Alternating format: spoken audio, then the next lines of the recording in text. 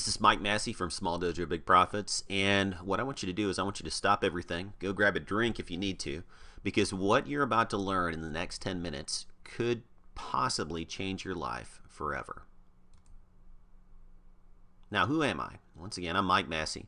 I'm the author of Small Dojo Big Profits, and I'm about to tell you how I started my school, my first martial arts school, or I should say my first successful martial arts school, back when I was dead broke. I had 0 credit, no students, and honestly, practically not a dime to my name. So how did I do it? Well, the first thing is I decided that being broke sucks. And of course, you don't need me to tell you that. But back before I started my first successful dojo, that's pretty much all I knew. I'd been working mostly minimum wage jobs. I was fairly uneducated, although I was self-educated. I didn't have that important piece of paper that is proof of education that most employers for good jobs want to see. And so I bounced around from job to job and place to place, and never made very much money. Had a lot of fun. I partied a lot and chased a lot of women and all the stuff that young men do before they decide that they have to get serious about life and do something and accomplish something with their life. So what I decided was that I wanted to start a martial arts school and teach martial arts professionally, but unfortunately I failed 3 times before I figured it out. Now, before I started my first successful school, not only did I fail 3 times, but I failed 3 times miserably. In fact, before I moved to the town that I live in now, I'd actually failed twice. Now, I thought it was the location, but it was actually more than that. The first time I decided to open up a studio, I'd partnered with a friend of mine, and he was a black belt, and I wasn't quite a black belt yet. I was almost a black belt. And I ended up doing about 75% of the teaching for 25% of the money, which was fine for my friend, but he got all the credit and all the money, and I got all the work, so that didn't work out too well. And then I decided to start my own studio. So I got promoted to black belt and went to another town and rented a place from somebody and spent about 2 weeks fixing that place up. And then guess what? I let people talk me out of opening that studio when it actually could have been a success because there was nothing else happening in that town. Now, the thing is, back then all I wanted to do was teach martial arts, but people kept telling me that I was crazy. Go to college, they said. Get a good job, they said. And I listened to them. You know, that hearing that over and over again from everybody I talked to, it kind of stuck in my head after a while. And it was hard for me to go beyond that doubt and get past that doubt so I could get out of my personal misery. And that doubt was a lot of what kept holding me back. Now, the thing is, no one really believed in me. As a matter of fact, I actually heard this from a friend of mine. After my former buddy of mine had told me she talked to my ex-girlfriend. He had talked to my ex-girlfriend, I should say, and told her what I was doing, trying to start a martial arts studio, and she laughed at me, and she said, you know, I was an idiot, because everybody knows you can't make any money doing that. And she was completely wrong, as I proved everyone was completely wrong in the years after that. But the thing was, in that time, I wasn't going to give up. I was determined to succeed. So I moved to another town, and I drove my old beat-up car. The brakes were shot on it. Tires were shot. I mean, the thing was on its last leg. Had just about $50 in my pocket at that time. And got to Austin, Texas, and within a few months, I'd started my first class. Now, I found a location to teach at, and this was actually in a gymnasium of a local elementary school. And I put an ad in the paper, and guess what? The first day, the class was packed, and I was just ecstatic. You know, I filled up all my classes the first day, and I thought, man, I've made it. Here's the problem, though. By the 3rd month, I had lost 2/3 of my students. And a few months later, I finally had to take a better job in order to pay my bills, and I ended up shutting that class down. So, failure number 3. Boom. Still, I refused to give up. So I found a new location in a different town. Now, here's the thing. I got smart this time, and I chose a much better location. So that was part of it. But also I got smarter about how I was teaching, so I could keep more students around. And then plus, I had a much better business plan. Now, I still kept teaching the same old hardcore martial arts I'd always taught. And, you know, the thing is, I'm like a lot of you guys out there that are listening to this. I really despised those, what people call McDojos. Those places where people show up and they pay money and they get belts regardless of their performance or what have you. As long as they're paying tuition, they get promoted in rank. And I think that's just worthless. So the thing is, I still kept teaching a quality martial arts program, but I did it with an entirely different outlook on business. Now, my new attitude was all about building my classes up enough so I was making enough money to get my own dojo. That was my goal. Now, within a few months at the part-time location I'd found, I'd filled my classes with about 40 paying students.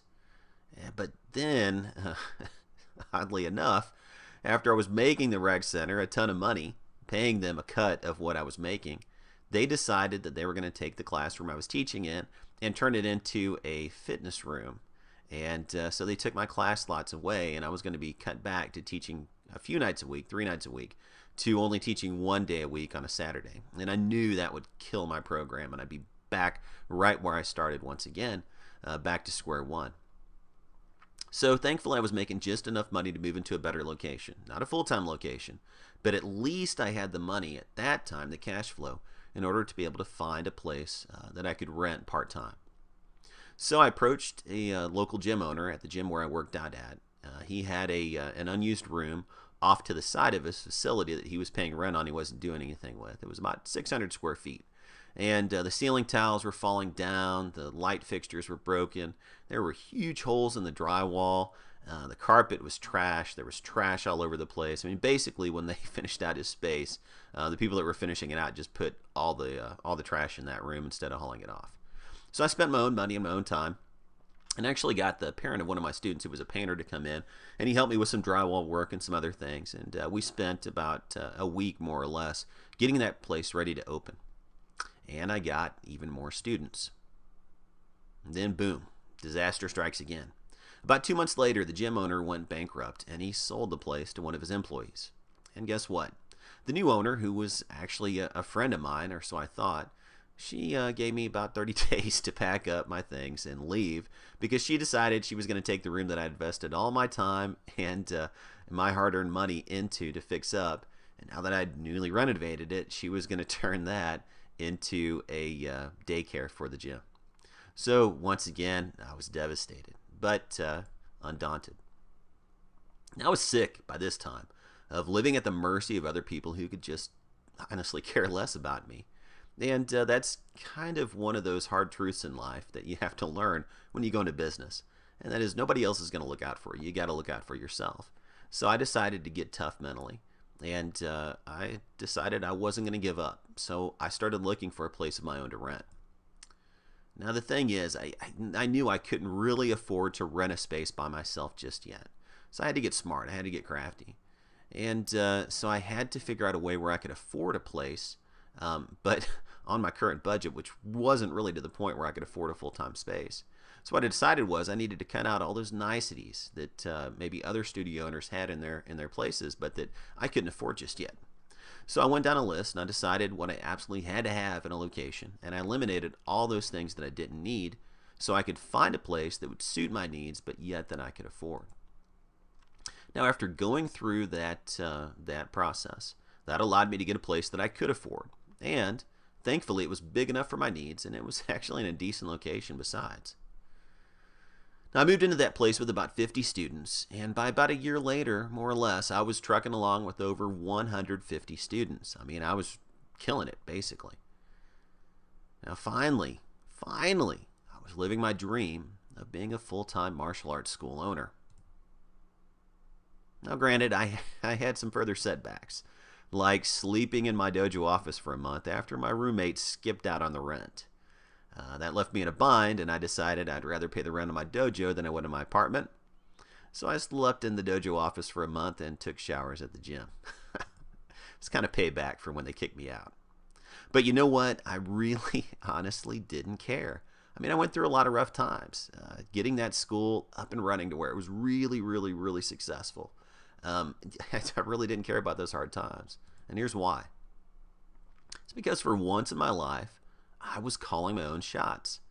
I wasn't having to go in and answer to somebody else at some crappy minimum wage job, although I did keep working full-time jobs in order to support myself so I could reinvest my money back into my studio. But I didn't have to do that. I mean, if I wanted to, I could have quit those jobs and just lived off the money I was making from my studio. So that was my own choice. I could make my own decisions in my life for once and not have to live at the mercy of my wallet and somebody else using me, basically for indentured servitude. And I was happy. It might have been tough, but I was happy. Now, here's something I found out while I was going through all those rough times, and that is that anyone in any situation can be successful in business, but you got to have a plan. You got to have a good plan in order to be a success. Now, I've laid out the entire plan I followed in Small Dojo Big Profits, and I've completely updated and revised it with all the stuff I've learned since then. Now, if you want to discover how to start and run your own successful martial arts school or MMA gym, even if you're dead broke, even if you have zero credit like I had, and no students to speak of, my question to you is, what are you waiting for? I've laid it all out for you. I've made it absolutely crystal clear. And this book has been used by hundreds of other martial arts instructors since I published it to start successful schools. Now, the thing is, this is the real deal, and there's absolutely no risk to you when you order today. It's because I'm so confident that you'll be absolutely satisfied with your purchase of Small Dojo Big Profits based on the feedback I've gotten over the last 10 years from the thousands of people who have purchased this book. I'm offering you a 60-day, no questions asked, 100% money-back guarantee on your purchase. So, click the order button right now and find out how you can build the school of your dreams on a pork and beans budget like I did. And let me tell you something. I ate a lot of top ramen and pork and beans. Thankfully, I don't have to do that anymore. So, click the order button right now and get started today building the school of your dreams. And I'll see you on the other side.